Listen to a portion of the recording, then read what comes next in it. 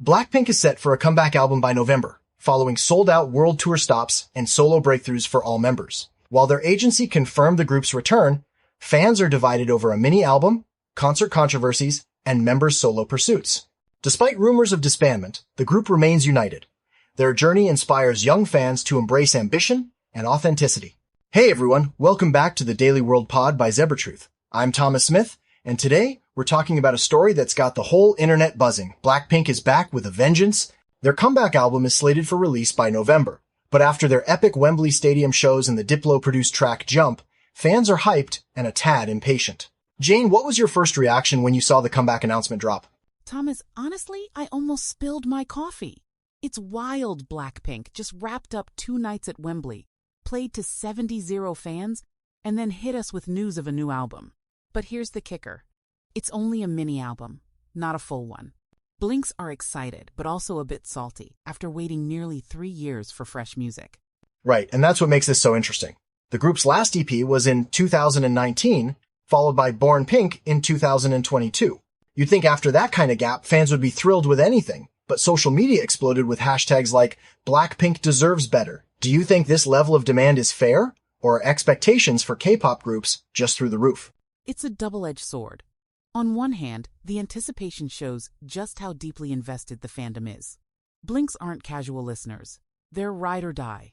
On the flip side, YG's slow rollout fuels these epic expectations. I mean, Young Han-suk himself went on YouTube saying, "We'll do our best, but for fans, best means yesterday." It's almost like Blackpink is a victim of their own astronomical success, right? Their global reach means every move gets scrutinized and magnified. Speaking of scrutiny, let's pivot to the controversies swirling around their recent activities because with this much hype comes plenty of drama.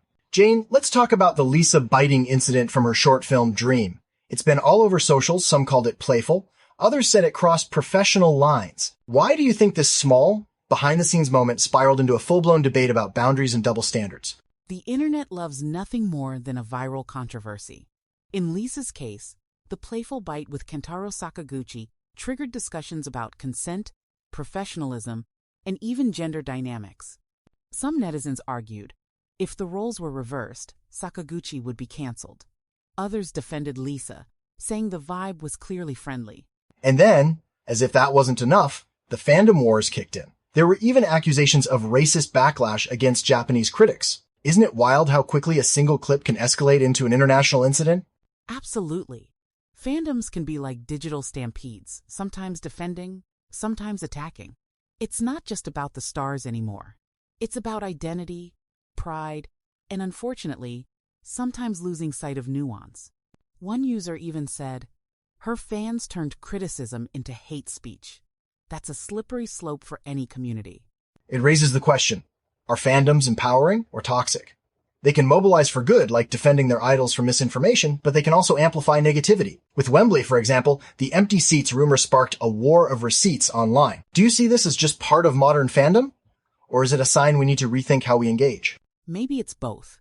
There's power in collective voice, but also a risk of mob mentality. As we transition, it's worth asking, how do fans balance passion with responsibility, especially when their voices are louder than ever before? Let's shift gears and talk about the evolution of Blackpink itself. Rumors of disbandment were everywhere after the members split from YG for their solo projects, yet they kept their group contract. How do you interpret this hybrid model? Is it the best of both worlds, or a recipe for confusion? It's almost like Blackpink has become the Avengers of K-pop solo missions, then reunions for the big moments. Jennie's running her own label. Lisa's acting in the White Lotus. Rosé collaborates with Bruno Mars. And Jisoo drops her own mini-album. But they come back together for world tours and special releases. That's a great analogy. Still, fans are left guessing, is this an indefinite hiatus or just a new chapter? Lisa, referring to her fans as lilies instead of blinks, only added fuel to the fire. Yet Rosé reassured everyone, saying, "We came to a healthy conclusion. We all have individual needs and wants." It's a modern approach, but does it risk diluting the group's core identity?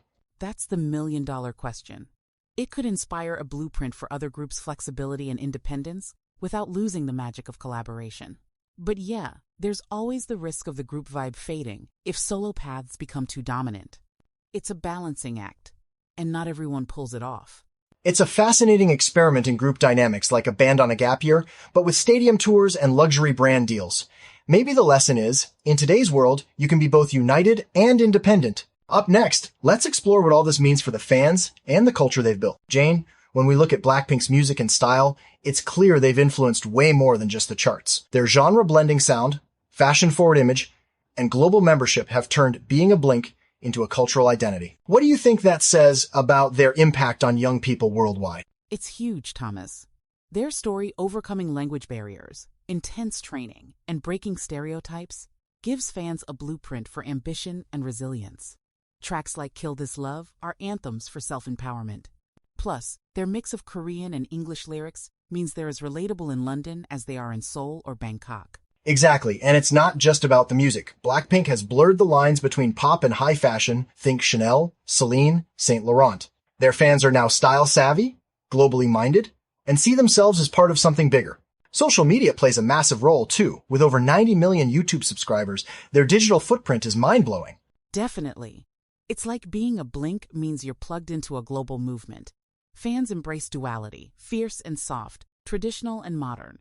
Blackpink's success proves that cultural borders are more flexible than ever. They even help promote Korean culture worldwide, acting as unofficial ambassadors. So, as we wrap up, let's ask the audience. What does Blackpink mean to you? Are they just a band? Or are they shaping what it means to be young, ambitious, and connected in 2024? Here's to more drama, more dialogue, and never settling for the easy narrative. Okay? On that positive note? So, as we close today's episode, we've seen that Blackpink isn't just rewriting music history, they're redefining what it means to be part of a global community. From Wembley's packed stadium to viral controversies, their journey highlights the highs and lows of modern stardom. Absolutely. Their story is proof that success comes with pressure, scrutiny, and sometimes a dash of chaos. But it also shows how art, identity, and community can come together in ways that challenge old rules. Maybe the real takeaway is to stay critical, stay kind, and always look for the story behind the headlines. Well said. For our listeners, how do you see yourself in this conversation? Are you a superfan, a casual listener, or just fascinated by the culture wars playing out online? We'd love to hear your thoughts. Drop us a comment, share your stories, and keep the dialogue going. And don't forget, folks, if today's discussion got you thinking or smiling, hit subscribe, share with your friends, and check out our website at ZebraTruth.com. We'll be back with more deep dives into the stories shaping our world. Stay curious. That is a wrap for today then. Well, thanks to everyone for listening to the Daily World Pod by ZebraTruth. If you learned something today or got a little fired up, share the episode, subscribe, and stay tuned. We'll be back with more from the bleeding edge of AI and music. Meanwhile, you can also visit our website, www.ZebraTruth.com, and download our app to stay informed and stay connected.